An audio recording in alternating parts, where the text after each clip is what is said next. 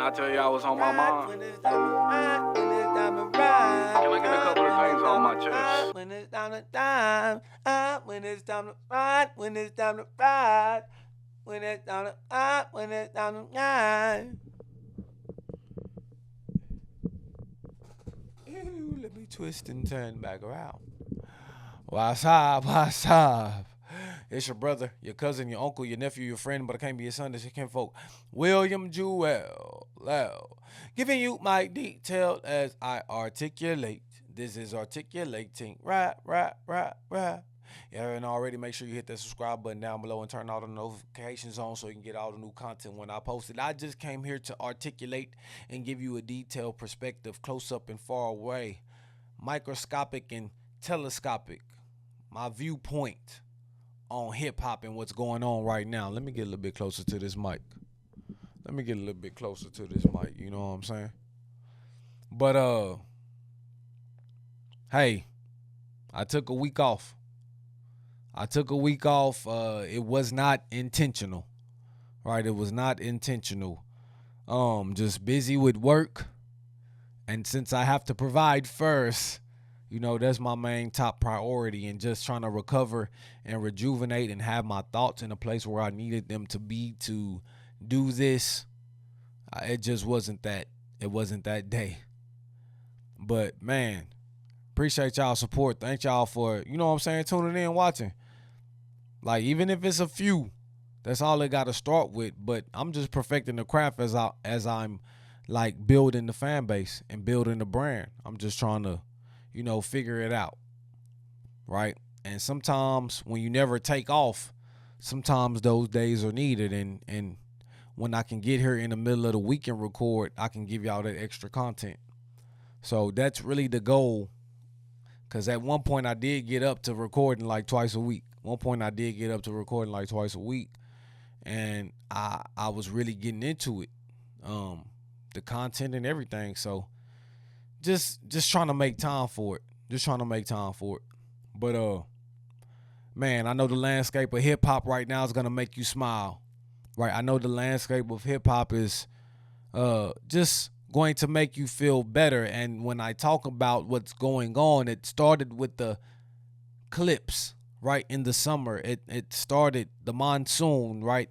The tidal waves, the thing that made hip-hop a little bit more brighter, that made hip-hop a little bit more nicer. It was because of the clips rolled out and let God sort them out. And when we think about all the projects that followed, this has made 2025 a great year. When we talk about Freddie, when we talk about JID, when we talk about Gunna, we talk about Chance, we talk about Babyface Ray, we talk about even Cardi B, right? We talk about all these people, and just this year is turning into a great year from a fan perspective, and just from an art form, like people really getting back to the art. And I feel like the pundits, the commentators are commentating with a little bit more enthusiasm, and I feel like the battle refreshed that.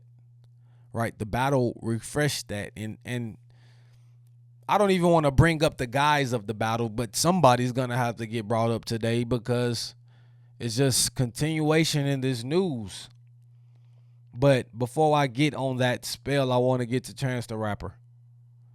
Right, before I get into that spiel, when I think about Chance, right, when I think about the big three, for y'all who don't know Chance or not aware of him, right, Chance was one of the guys that was next up in line, right?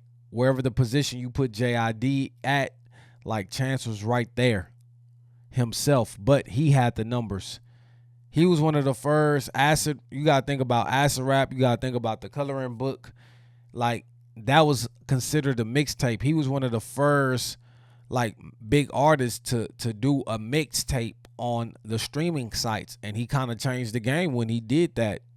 And he gave other artists the permission to say this is a mixtape, like on a streaming site where most people put their albums. So it's just all about the dialogue when it comes to explaining those albums, explaining those projects and what they mean to you, right? So when I think about Chance, I think about somebody who was poised to be in a position, and then the album that he dropped when he was at his peak, right? It was kind of underwhelming, and he got a lot of harsh criticism for fans. So I mean, I never hated Chance, but I never loved him either. And so, I mean, this album, it wasn't the album that I wanted to run to, actually. I actually had to hear people saying it was a good album to even think about, like, giving it a listen, because sometimes you got people that you want to win, and it's hard when they disappoint you, right? It's hard when these people disappoint you. Like, you like these people, you want them to succeed, but you can't do the work for them, and your work might not even work for them. So it's one of those things, right? But Starline, just, I think this was a good comeback album. I think this was a way to rejuvenate your fan base, way to restart the ignition, way to, like, you know what I'm saying, keep that battery in your back and get going. Cause Chance, all he needs to do is pick up where he left off and ascend from there. And I think he might have the trajectory to get where we once thought he could. Like, because when I think about Chance, I think about not only his ability to rap and give you the different flows, cadence, his vocal range and pitch, like, he can use that as an instrument as well, but his Wyclef John sounding singing. Ride when it's time to ride, when it's time to ride. Like, he has that, when you hear him sing, he sounds like Wyclef Jean, and no other rapper has that ability. And that's the reason why he's, like, he was treated as such, because he had the vocal range and ability and talent to just really be a big mainstream artist like Drake, right? But he was still hip hop. So he was still Kendrick, he was still J. Cole. But Chance had the chance to be a blend of all of the big three all in one. He was that talented. Right? And I liked what he did on the album, right? Did I love every song? I didn't love every song, but I feel like a good 80% of the album was great. Right? It was a little bit longer, and all my audience knows how I feel about longer albums. And I feel like he could have got that point across. It's when it works, when it's longer and it works, it makes sense.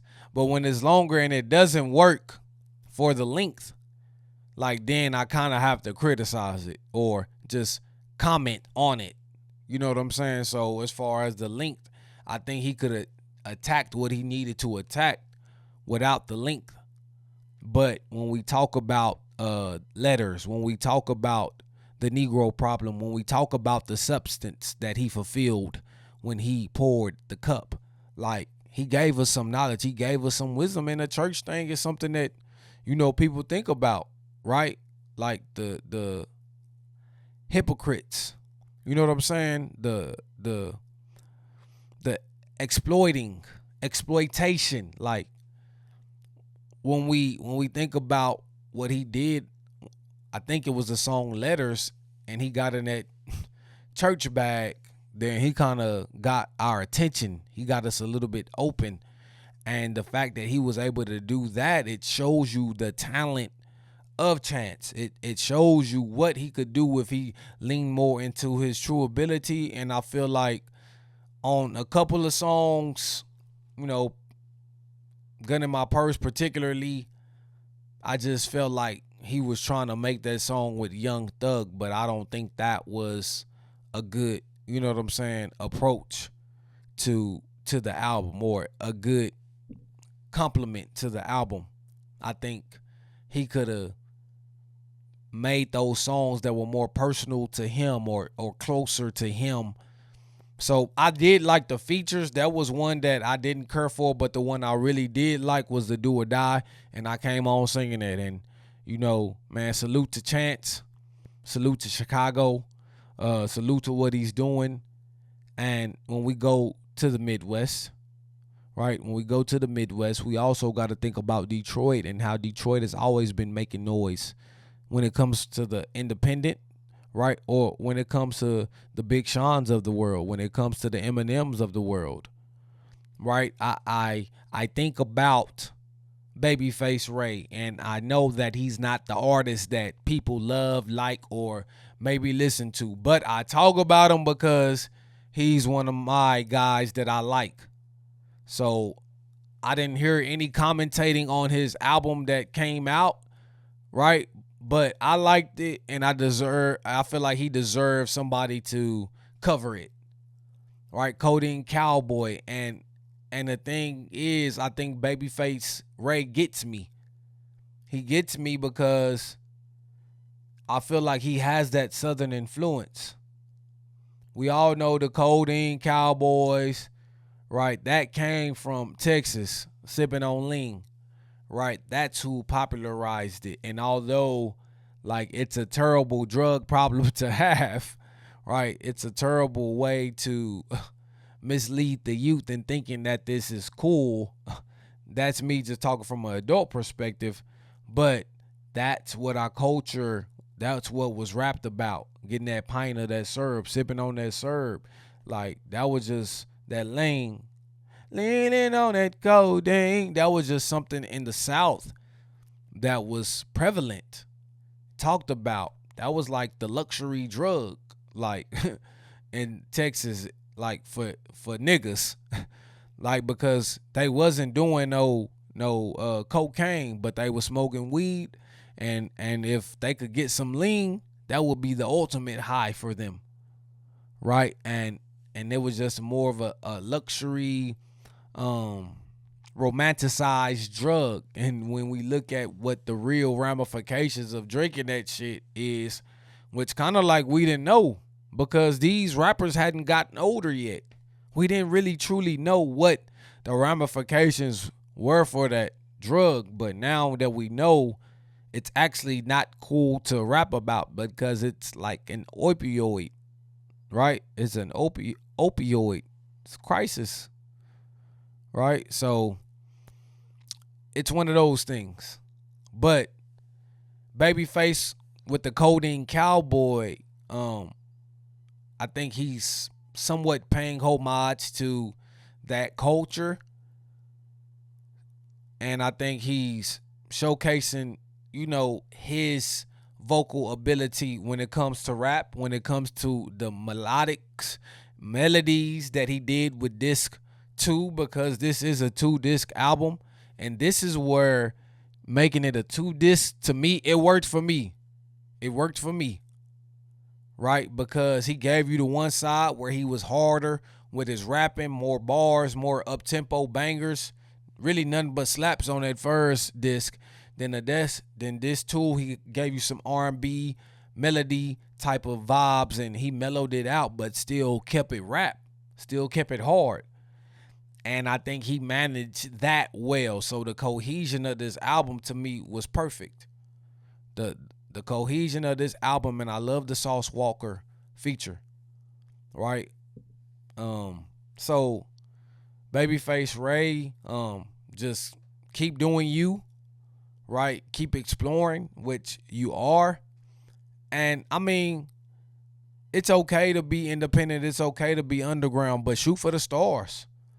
Like, I want to know what that type of Babyface would sound like. So I think I get it. You making money, and a lot of guys are doing well in this lane, but I just want to see them try to expand their reach, see what they can do if they try to take a different approach. Because obviously, this is street like substance. So it's not that fruitful, but it's player. It's laid back. It's, you know what I'm saying? It's mature. It's grown. It's not like childish. And that's what I like about how he can deliver. And I mean, he can rap. like, he ain't gonna give you the craziest lyrics, but lyrically, he kind of reminds me of Rilo Rodriguez. Like, they gonna give you some punchlines, and they gonna say it, like, funny. But, like, I wouldn't even think about saying it like that. So, like, Babyface, shout out Babyface Ray. And then we go to probably one of my favorite albums of this weekend. We go to the Offset album, Kiari, right? When I cut this album on, I immediately start jamming. When I cut this album on, I was like, man, Offset, are you gonna miss? Are you gonna miss? So those first 10 to 12 tracks, or I would just say about 12 tracks, when you get about to checkmate smooth, that's when it's kind of like, it kind of goes down a little bit, but it does have its bright spots, like more, you know, the substance changes. It's a little bit harder at the beginning, then it kind of mellows itself out with, you know, softer topics. It was kind of like My Favorite Girl. He had a song, John Legend. That was great too. I mean, they were great songs, but like it kind of switched up the appetite, the palate. That definitely was a palate cleanser, right? I heard Pusha T say that when he talked about let God sort them out. So there was definitely a palate cleanser when you got to track 12 after Checkmate Smooth. Then it kind of went into a different type of route, but it was still enjoyable. But you know, we talk about the amount of songs, right? We talk about the amount of songs. Y'all know I always talk about the amount of songs. I think if he would have made this shorter, then I think this would have been a great, great album, right? Just making it more concise, and it sounds way more cohesive, but he showed us range in those other songs, more introspection in those other songs. So it's kind of like a gift and a curse when it comes to wanting to be vulnerable, but at the same time, when you're on a wave and when you're on a rhythm and on a tangent with these songs coming through, it's like, damn, don't switch it up. Just continue with this. Maybe get one of those songs in there, but man, like, nah, Offset did his thing. Offset did his thing, and you could tell he's perfecting his sound, right? Because now I can see similarities between him and Gunna and why they like work well together. I mean, why him and Quavo and Amigos worked well together. And I can hear him perfecting his auto tune. I can hear him perfecting his melodic, you know, his sound, because he doesn't have Quavo anymore. So he has to still be Migos, but what makes Offset sound better is a little bit of melody, right? A little bit of melody, and I think he's able to blend that sound, and now he has a Migos sound, but it's just one person. Quavo, he was the hook master. So Quavo is the Migos sound, technically, right? So, I mean, I think people saw Takeoff as the second best, and they saw Offset as probably like the third wing. But I feel like Offset, with what he's doing now and how he's approaching music, I think he's showing that he might be the one. R.I.P. Takeoff, right? Because Takeoff was never known to give us anything melodic. Quavo was never known to give us any true rapping. So the fact that Offset is showing that and making that his own sound, you know, with the Migo ad-libs, with the Migo flow, like, he's becoming a one-man Migo act. Like, so he's really flourishing. He's really flourishing, and maybe it is because of Cardi B that Offset is more famous, right? Maybe it is because of Kim Kardashian, Kanye's more famous. Maybe it's because of Kanye West, Kim Kardashian is more famous. All right, I don't know. Maybe you could say the same thing with Jay-Z and Beyonce, right? Cardi was a good look for him. As a married man, like, that was a good look if he was able to maintain himself. And we know how that went. But being a married man, I think that's a good thing, and that's a good way for people to perceive you and to act like a married man. Like when people see you out, don't act in a way that's disrespectful. Right?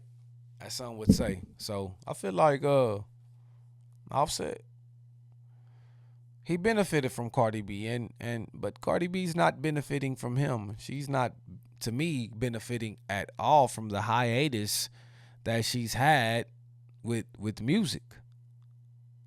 Imaginary players, you sounded like an imaginary person, Cardi. You sounded like you was rapping someone else's lyrics. And I know you were, but did you have to sound like it? Make it believable. I think AI vocals could have did that verse better than what she did on that verse. Just because, like, I just didn't like the performance of the verse. The bars was there, and yes, is some people agreeing with certain things. Other people are agreeing with certain things. They said there have been mixed reviews. Some people saying this is the best I've heard Cardi B rap. And me, I'm saying, like, something's not connecting with Cardi. Like, when we talk about Enough, when we talk about Outside, she was trying to do the same thing. Like, all her songs was very repetitive. So I do praise her for doing this and taking a different route and trying a different way. But I feel like she's doing something that she's never done. And I think this is more the uncomfortable part of hip hop. Like, when your sound gets redundant and you're trying to keep people excited for something new coming, but it's like nothing's landing. Nothing's landing. And her performance, I've said it. That's why I'm saying what I'm saying about Cardi B. Because if you go to any type of criticism I've had of Cardi B, I've said just listening to her rap, it don't sound like she wrote that. And she's just not authentic to me. She's not believable. Like, if I know you rapping something that somebody else wrote, like, how is that you? Like, that's just, to me, it is what it is. Then you're just another brand. Like, you're not real hip hop. You know what I'm saying? Because that isn't real hip hop. You're not real hip hop. And that's, why I can respect the Nickies. That's why I can respect the Megans. Even if they use a person from time to time, but like just hearing you and knowing that you didn't write that and I can tell, that's trash. That's not good artistry. That's not good artistry. Like, and the substance is pretty much still the same. I'm better than this chick. I'm better than that chick. My now ill nah good. I go hard in that. I go hard in this. Like, my thing with pussy rap or just women music in general, hip hop, and I know Saba's gonna be mad at me for saying this if she watches this full video, cause she gonna be on my head. She was on my head about how I felt about Cardi B's song "Imaginary Players." My friend Saba the Goddess. And the thing is, Cardi B, she's not doing it. She's not doing it for me. This is no. They saying this the best she rap, but no. And I don't mean to be harsh. But when it's real lyricists and real people doing it and you can tell they doing it and they're living that, then it means something. Right? And what means something to Drake, I guess, is a lawsuit win over Kendrick Lamar and UMG. because he's adding more pieces to the puzzle. And like, damn, it's like, bro, I don't even want to come in here and talk about Drake. I don't want to come in here and talk about Drake, but every time Drake, you try to feel sorry for the guy, he makes these type of moves. That's why I don't feel sorry for him. He's asking for documents of Kendrick Lamar's kids. He's asking for the domestic abuse documents. He's asking for Dave's free relationship with Whitney.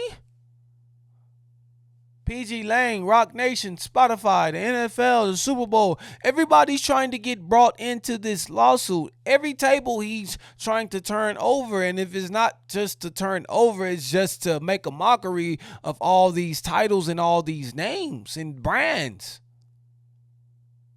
This can't be real. This has to be fake. No, this is Drake. This is what he's always done. This is how he's always acted and maneuvered. And the Pinocchio stuff still further carrying that narrative.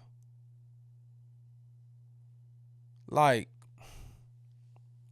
these boys will create a narrative for their fan base.